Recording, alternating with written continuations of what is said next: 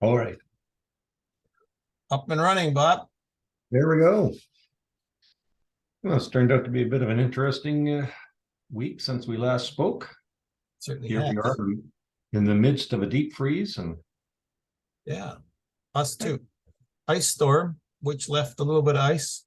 People next door here in Michigan have no power. A lot of about 600,000. We managed to get away with just a little bit of about an inch of crud on the ground, and -3 Celsius. well, it kind of reminds me that it wasn't about a year ago where we had that horrendous cold streak, and we lost some migrants crossing the border illegally. Emerson, Manitoba. Yes. Yeah. And I see things haven't really improved since then, and by and large, it seems to be getting a bit worse. And now we have our government wanting to renegotiate this whole process of issues of trying to stop illegal migration. I don't know what they're trying to do, but I'm gonna have to stop my video and start it again. I think it looks like I'm frozen. Well, I don't know. We can try. there we go. Oh, there, you're back. You unfroze yourself. As soon as you start. I didn't know it was that cold. No, I think whatever you said, the AI said, okay, we'll let them carry on. Anyway, I'm looking for my tinfoil hat so I can do that. No, I just yesterday, the American ambassador said that the Trudeau suggestion, that is the Prime Minister of Canada suggesting that the renegotiate the border treaty, safe third party country agreement between Canada-U.S. According to the U.S. ambassador, he says changing that won't end irregular border migration. And I think he's probably right. And the Prime Minister is right also. If you close down Roxham Road, or you make Roxham Road an official entry point, then they'll just go someplace else. So what's the issue? Well, the issue is the wording of the agreement, I guess, to say that if you come through the side door, you're okay, as long as you don't come through the front door.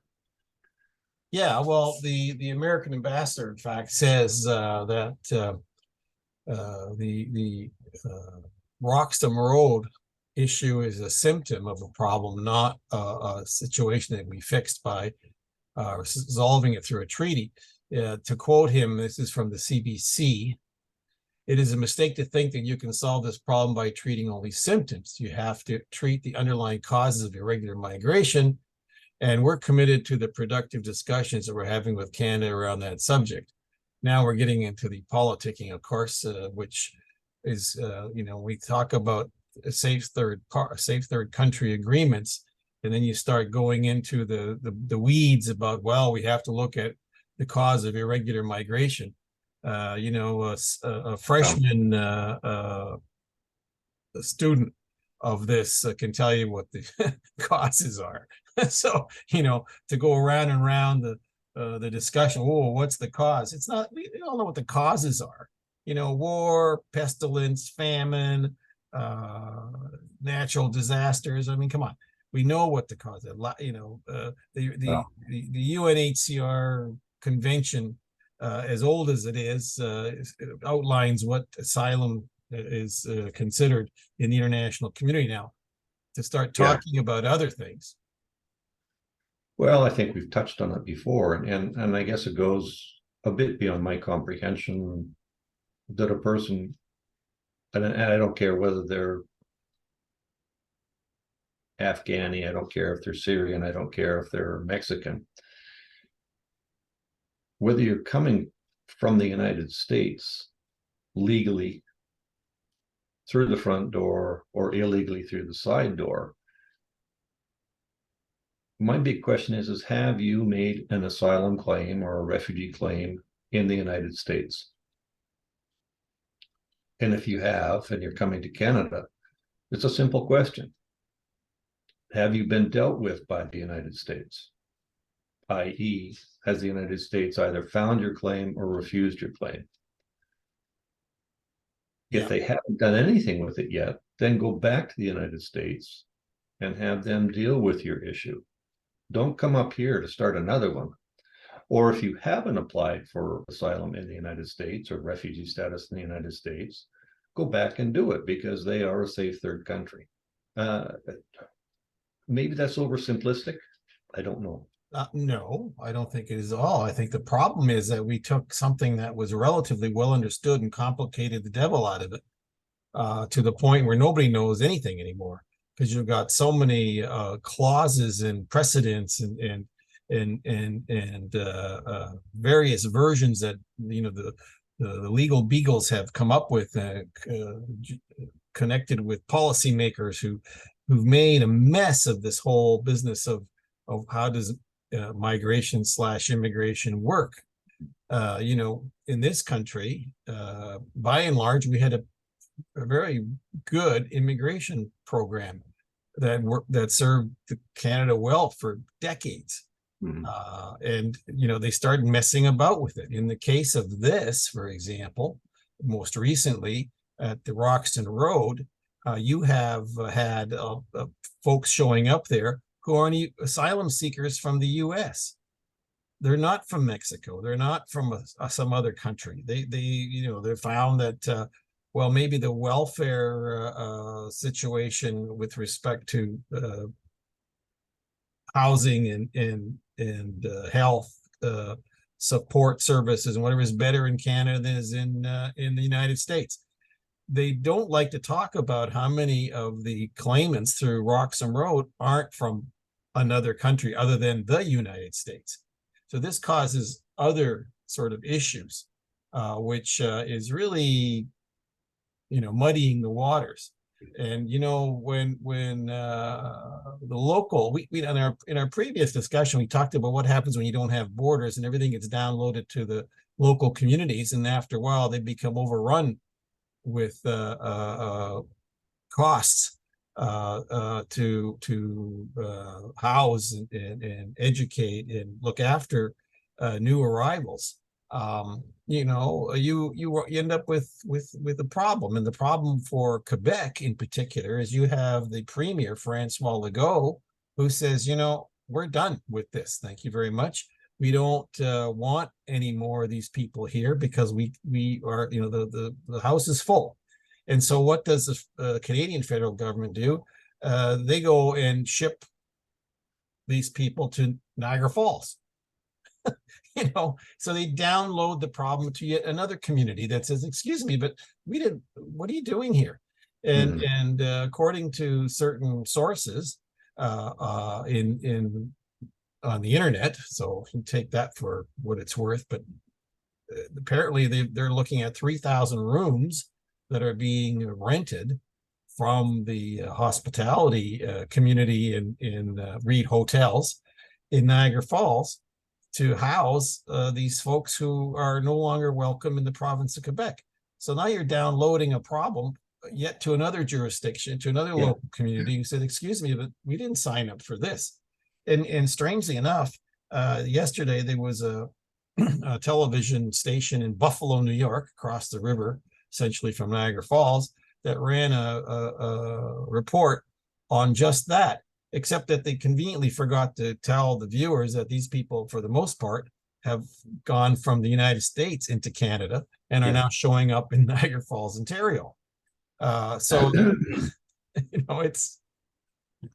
Well, and I guess just to put things in perspective from my personal point of view, I am not anti-immigration. Neither am I. Here where we are in BC, if it wasn't for immigration, we wouldn't have a great number of our market gardens and stores and things running. It's a simple fact of life. What I am against is what I prefer to call economic migrants or country shoppers. And you touched a bit on that. People that are coming from the United States are saying, oh, well, the yellow brick road really isn't gold here. It's just paint. Maybe it's Canada that's got the yellow brick road, and let's try up there. And it does become a bit of a sore point. I know we've had issues out here in the past where we've had heart-rending stories of people that are actually going to be deported because their claim has been refused or denied after their 15 legal claims. But the story isn't the fact that their claim was not upheld. It's the fact that they have 3 Canadian children. Well, what kind of a system do you have that takes that long that a couple can produce 3 children, 1 child even, to muddy the waters with? Yeah, it's again mind-boggling. I don't know what I don't know how you would fix it either. Well, if the saying "justice delayed is justice denied," this is exactly what we're talking about. How can you be into your 3rd child waiting for a solution, or rather a pronouncement by the immigration authorities on whether you're a genuine asylum seeker or not? We have essentially abrogated the responsibility of looking after real asylum seekers in order to keep all sorts of folks in a system who, for the most part, do not meet the criteria. Yeah. And in fact, if they're trying to mess around with the criteria, why don't the folks or policymakers be honest about this? Say, look, the 1951 Act, or rather the UNHCR proclamation on asylum and refugees, maybe that needs to be changed. Okay, well then why don't you talk about that instead of messing about with what they've been doing literally now for about 30 years? Because this asylum thing is now become laughable in a legal sense, because you've gone from a very narrow definition of asylum and refugee claimant cases to something that really, as you say, nobody can really understand anymore. And you've got well-meaning but totally misguided folks who are talking about this like as if it's some sort of passing phenomena. This is not a passing phenomena. There's 5-some million people have entered the United States through the southern border, and all of a sudden the Biden administration now has woken up and says, well, maybe we should talk about dealing with the safe third party or safe third country rules with Mexico, for example. We just focused on the situation on the northern border, which suddenly become of interest to our American friends. But they're saying that if you want to apply for asylum in the U.S., then you have to go to a port of entry and make arrangements ahead of time. Well, why is it that that's not a situation that couldn't be done on the northern border in Canada? Mm-hmm. If you want to come to Canada, show up at a port of entry, make your claim, and we'll see what it is. To listen to the gibberish coming out of the heads of some of these politicians that if you close Roxham Road, that would be reckless and not a thoughtful approach is completely ridiculous. To suggest that you simply displace the problem to somewhere else on the border is equally ridiculous. And stop worrying about the serious risks for vulnerable immigrants. And migrants rather. If they're vulnerable, go to the port of entry, say I'm at risk, here I am, and really play the card that you are a welcoming country for asylum seekers, but don't be a patsy. And I think it's also interesting, as you say, though, like they're getting around this by using Roxham Road as not an official port of entry into Canada. Yes. And yet, in a letter to the Prime Minister, the Premier of Quebec said 39,000 people have applied through Roxham Road. Does that not, by its very nature, imply that somebody's there to keep stats? It must therefore be, in essence, a permanent or not a permanent, but certainly a port of entry. Particularly if you have people there to help them with their suitcase across this magic line and then arrest them, you've got people staffed there. The people are looking out for this particular. And again, to my simplistic way of looking at things, is that not a port of entry? You know, if there was nobody there and these people were sneaking in, then it would meet the requirements for the safe third country loophole. But the fact that people are there watching this, I don't think that loophole applies. Well, I'm at the moment on my screen looking at a picture that shows two members of the RCMP holding a door open on some tent while the asylum seekers arriving at Roxham Road are hauling rollaway suitcases at this place in the middle of nowhere and entering this tent. And it just doesn't look like somebody fleeing anything. I mean, they've got some nice luggage here. It looks so silly when you look at it. To have the federal government working on closing the irregular border crossing by saying, "Oh, we got to renegotiate." What are you going to renegotiate? Basically, as you say, either make Roxham Road a border crossing, or don't. Okay, and if you look at the U.S. Canada Safe Third Country Agreement, if you're going to renegotiate, how about you make the actual what constitutes where the agreement is in effect? Okay, right on their own website. They completely eliminate the part about what happens between the ports of entry, which is very clever, right? I mean, this is the loophole here, because it says a safe third country agreement only applies to refugee claimants seeking entry to Canada from the U.S. if they are at a land border crossing, okay, port of entry, arrive by train, a lot of those, or at airports only, and I underline only, if the person seeking refuge protection in Canada has been refused in the U.S. and is in transit through Canada after being deported from the U.S. Now if that doesn't sound like asylum shopping, I don't know what does. And of course it leaves out the part of, well, if you show up at a place like the Roxham Road, which is not a port of entry legally or officially or whatever other name you want to call it, well, that's okay, and then to go on with some of the other exemptions to the agreement. There's family member exceptions, unaccompanied minor exception, document holder exceptions, public interest exception. What the heck is a public interest exception? That I've never been able to really grasp either.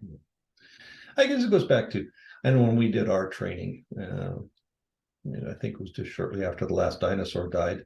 The phrase that was always drilled, at least into my head and the way I was hearing things, was what would a normally cautious and prudent individual be led to believe? And if you put that tenet into play on this safe third country agreement, what would you end up with? What common sense would be out there to say that something's wrong, this is broken, it needs to be fixed? And it's not by renegotiating something that caused the problem in the first place. Yeah, I agree. Moreover, I think there's a bit of chutzpah is the best word I can come up with, that Canada comes up with when it decides it's going to make an ongoing designation of the United States as a country that qualifies for a safe third country requirement. Some geniuses in the policymaking sector of whatever part of the Canadian bureaucracy decided that the United States is okay because it's a party to the 51 Convention against 51 Refugee Convention and the 84 Convention against torture. Gee, no kidding. Or that policies and practice with respect to claims under the 51 Convention and an 84 Convention against torture, that the United States has an extensive administrative system. No kidding. Or it has a good human rights record. Who decided that the United States has a human rights record? Of course it does. What is this bizarre stuff? This holier than thou attitude. And finally, whether the United States is a party to an agreement with Canada for the purpose of sharing responsibility with respect to claims for refugee protection. Well, excuse me, but I don't hear too much about that from the Minister of Immigration and Citizenship and Immigration. This is really bizarre. And now when they're talking about renegotiating, I'd really like to know what you're going to renegotiate, other than saying that if you come across the border between the ports of entry, you're going to be arrested and your asylum claim is going to be rejected. So how about going to the port of entry? And I kind of agree with the Biden administration. You know, the only way you're going to get anything done is to try to funnel this thing into some sort of bureaucratic channel that can actually manage it. Mm-hmm. Yeah. And yeah,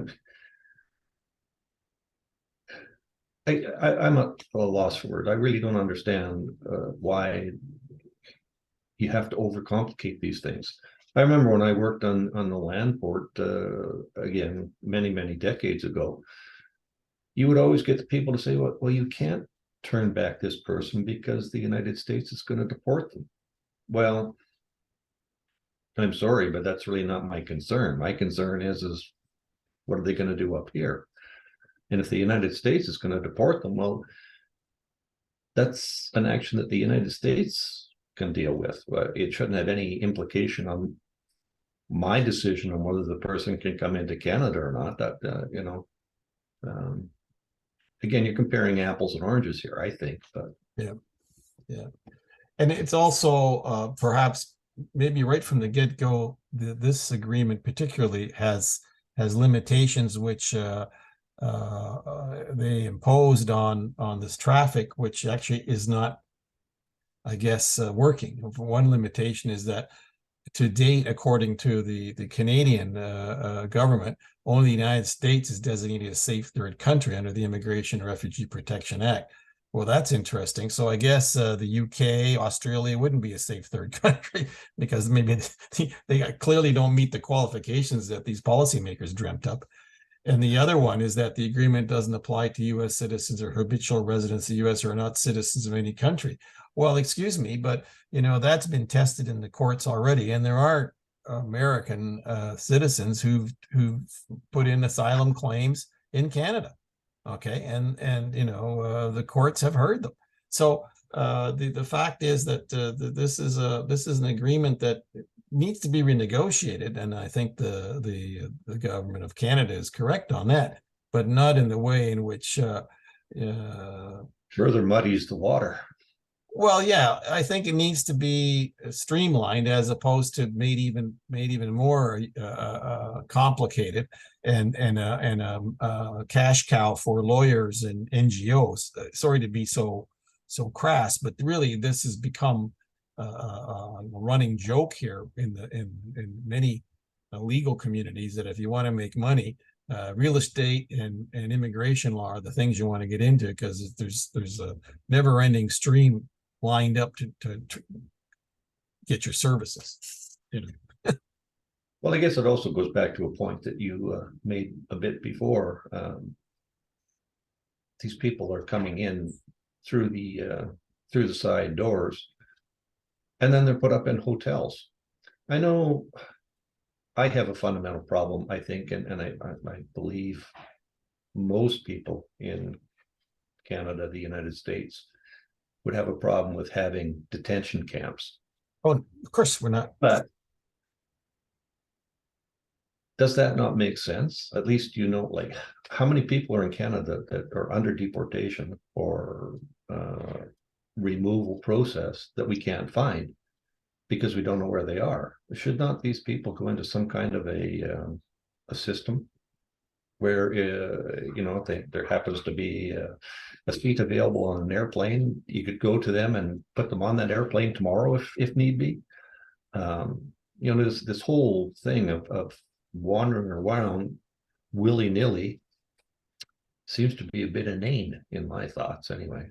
Well, I think in line with that, if you lose trust in the system, that is supposedly in the best interest of the country as well as the individuals who are seeking asylum or want to enter the country on some other basis. If the host community doesn't trust that system anymore, then you're basically creating a whole bunch of other problems further down the road, which in many ways can become quite a social and economic irritant to a lot of people.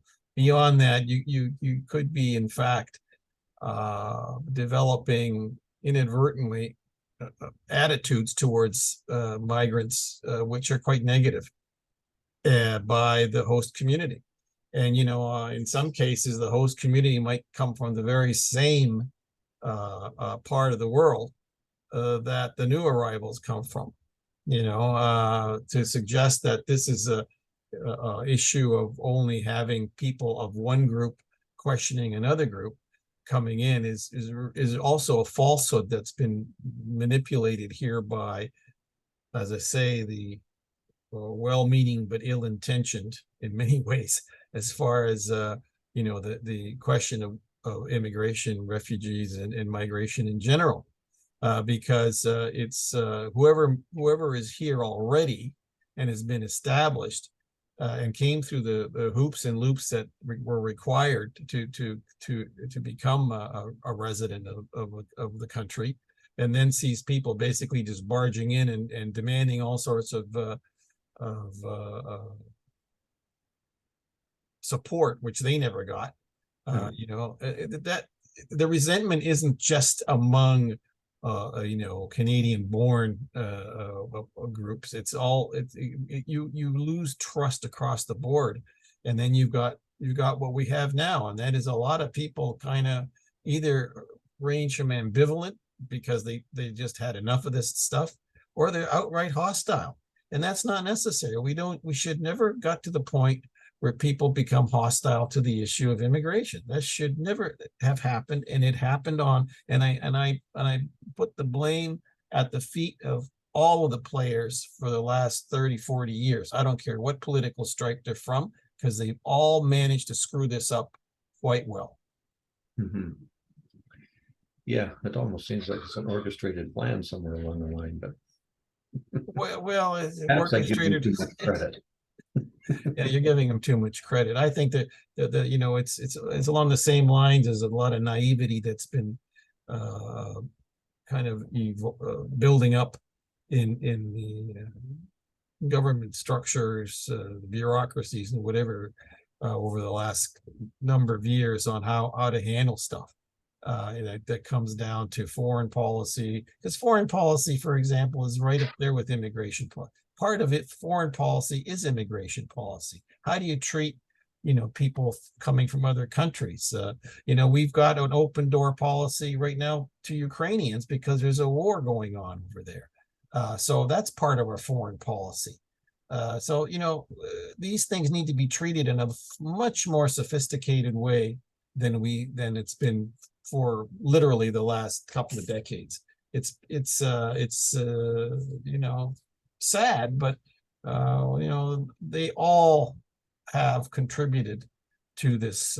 I'm talking about the various political parties. They've all contributed to the mess, and in many cases, in all cases, at no time in my memory had the folks who are already here been asked what they thought about immigration refugee policy. There's never been a referendum. There's never been an election called on that issue, because all of them run like rabbits chased by wolves when the whole question of, well, what do you think of immigration? Oh, that's a third rail. I don't want to talk about that. You have to talk about it, okay? This is the elephant that's been wandering around in the room for a while now, and it's time to deal with it. And to use these excuses that we saw yesterday by certain government leaders that, oh, well, you're just squeezing the balloon because if you close Roxham Road, they'll come across somewhere else. That's a facile argument to me. It's a truth, but it is an issue. It's not the again, to quote the U.S. ambassador, that's a symptom. One that we've created. So you close Roxham Road, and now you go to Smith Road, a mile down the road, and it just you have to address that issue. And I don't have a problem with people showing up at the port of entry and saying, you know what, I don't like my situation. Here I am, and then we'll deal with it. But you know, to just wander in and make basically a mockery of a system that could not that doesn't, there's, as I say, it doesn't generate goodwill and trust on the part of the host communities, because it just doesn't. I'm quite sure the folks in Niagara Falls aren't that keen on seeing the hotels filled up with folks who are well, at the and banquet to table go, for $300 a day. and to go one step farther, we've had friends who have visited other countries, and this same kind of process has been in place where they are putting these claimants or asylum claimants or whatever you want to call them into hotels, and when they ended up in the hotel, and you know, not that they were against this particular group based on race, color, creed, or religion or whatever, but it did kind of take away from their enjoyment, their expectations of visiting that particular area of the country. Yeah. And I think that as a visitor made them wonder, well, why did we come here? So if that's the case, what are the people in that particular community in Europe looking at, saying, why aren't we getting more people to come here? Like, you know, our tourist dollars are diminishing, our, you know, our roads and everything else are decaying because we don't get that generated tax dollars coming. I mean, yeah, it becomes, I don't know what it becomes, but it becomes more and more of an issue. And as you mentioned, it then starts to breed into the resentment and hate, and you don't want that. You know, you certainly don't want that. And for our viewers and listeners, we purposely have not gone into the weeds here about the legal aspects of this issue, because that's not the purpose of the discussion here. Because and if you find it too superficial, then you can certainly go look at the laws, regulations, and the whole structure of this from various government sources. But our discussion today is about, you know, what is the impact on regular folks who and communities that go, okay, well, so who's in charge? We're both of us have backgrounds in this for years, and we could bring out the legal beagle stuff, but that's not the point of this discussion. The point of this discussion is that there's a overarching sort of environment here that is not conducive to making the whole question of refugee and immigration systems welcoming to both the migrants and the refugees, as well as supported by the communities they're headed towards. If you lose that, and I think we're there, then we're setting ourselves up for other problems. Yeah, and you know, it's really hard to look at that, but you would hope it wouldn't come to that, I guess, is what I'm concerned with. Yeah, and, no, and you're you know, absolutely to put talking heads, it's like a sports game here. Yeah, there's a problem. Well, we saw that, you know, in the 3rd minute of the 4th quarter, if John Smith hadn't have had that fumble, we could have won the game. Well, you know, let's go back and start looking at this. And you had alluded to it before. It's a bit of good intention. there's your root cause. Well, I remember when I was working, Etna in Italy had blown up, and there was a hue and cry and an outpouring of emotions. And I think for a period of 6 to 9 months, maybe even up to a year, Canada exempted Italians the need for a passport to come to Canada, because, you know, maybe their birth certificates were lost in the lava outflow. So we can't have any discussions on these kinds of issues based on knee-jerk reactions, bleeding heartisms, whatever you want to call it. You have to get down to the facts of, and I guess you're right. The situation shouldn't be something that on a safe third country between Canada, the United States, or the United States and Mexico. Let's get back to the basics here. If there's an issue with mobilization or irregular immigration, let's take it to the UN and get it sorted out there. Aren't they sort of the governing bodies on this whole thing? They wrote the UNHCR convention. Yeah. Yeah. And, you know, not that the UN has had a great history of getting things done over the last little while either, but that's a whole other show. very true. But yeah, again, kind of wandered around a bit on this discussion, but I guess to me it just brings home the whole point that it's not going to be a simple fix. A matter of rewriting an agreement between two countries is not going to fix the problem. No. It's way bigger than two countries, and I think people have to sit down and look at this with open eyes to take that into account. I agree. Well, we filled our 30 minutes Again, and we stayed on one topic as promised. That's a first. It's kind of a first. Number 45 is in the can now. Or soon to be. All right. Well, yeah. I'll see you next week, Bob. Yep. In the meantime, stay warm. Well, we'll certainly try, and you as well. All the best.